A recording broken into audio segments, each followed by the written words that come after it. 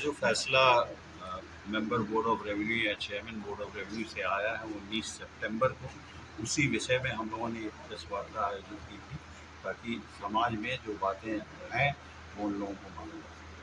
क्या विशेष क्या अड़चने आ रही थी जिसकी आज यहाँ तक बात आ गई? यहाँ पर हमारे ही कमेटी के एक सदस्य गोपाल नारायण सिंह जी ने हमारे विद्यालय में अपना वर्चस्व कायम किया, जिससे कि लायंस क्लब को उन्होंने बाहर कर दिया। और ये जैसा कि मालूम है कि ये विद्यालय लायंस क्लब के द्वारा ही चलाया गया है और चलाया जाता रहा है वर्षों से, 1976 से 2018 तक। लेकिन 2018 में उन्होंने लायंस क्लब को निष्कासित कर दिया था और कहा, आज तक निष्कासित किया था कि कहा था कि लायंस क्लब का कोई भी अस्तित्व इस विद्यालय में नहीं है। हम लोग प्रूफ यही करना चाह रहे थे कि लायंस क्लब का अस्तित्व है और लायंस क्लब ही ने ही इस विद्यालय को बनाया है और लायंस क्लब के 7 नामित सदस्य इसके सदस्य हैं तथा जो फाउंडर मेंबर है वो इसके सदस्य हैं। कोर्ट के क्या फैसला करे? कोर्ट का यही फैसला हुआ कि जो 7 नामित सदस्य लायंस क्लब के हैं और 11 फाउंडर मेंबर यानी कि उसमें जो जीवित हैं 2 या 4 जो भी जीवित हैं वो लोग उसके वरीय सदस्य हैं और वैलिड मेंबर्स हैं। उसी के अगला चुनाव के लिए अगले चुनाव के लिए आदेश दिया गया है चेयरमैन बोर्ड ऑफ रेवेन्यू ने कि अगला चुनाव कराया जाए और इसके लिए यहाँ के जिलाधिकारी महोदय को चिट्ठी भी आ गई है और उस चिट्ठी के अंतर्गत ये साफ साफ लिखा हुआ है कि अगला चुनाव इन 7 लायंस क्लब के व्यक्ति और जो जीवित फाउंडर मेंबर है उनके बीच में ही चुनाव किया है। 2018 से विरोध कर रहे हैं और उन्होंने पहली बार जब हमारी जीत हुई थी तब भी विरोध किया था, दूसरी बार जब जीत हुई तब उन्होंने जाके स्टेटस को लिया और स्टेटस को में 4 साल लायंस क्लब परेशान रहा है और आज उस परेशानी के बाद आज हमारी फिर से फैसला आया है हमारे फेवर में।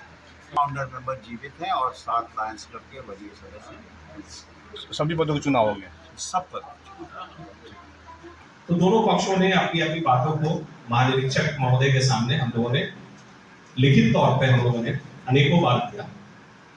उसके बाद अंतिम में 36 प्रश्नों की प्रश्नावली महानिरीक्षक निबंधन बिहार ने दोनों पक्षों को दिया।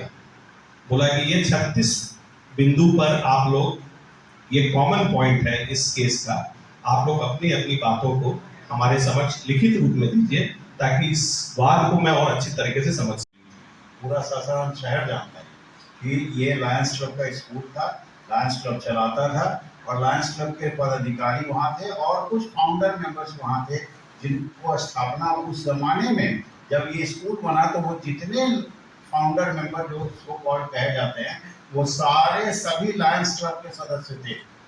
मैं इसका प्रूफ दे सकता हूँ कि हमारे जो मेमोरेंडम है, जो सोसाइटी रजिस्ट्रेशन एक्ट का जो कॉन्स्टिट्यूशन है, उसमें जितने भी 11 इंक्लूडिंग गोपाल नारायण सिंह और मैं और रामजी साहब जितने भी सदस्य थे वो सब पहले लायंस क्लब के सदस्य थे, तब फाउंडर मेंबर थे। ये बात बिल्कुल क्लियर हो जानी चाहिए सोसाइटी।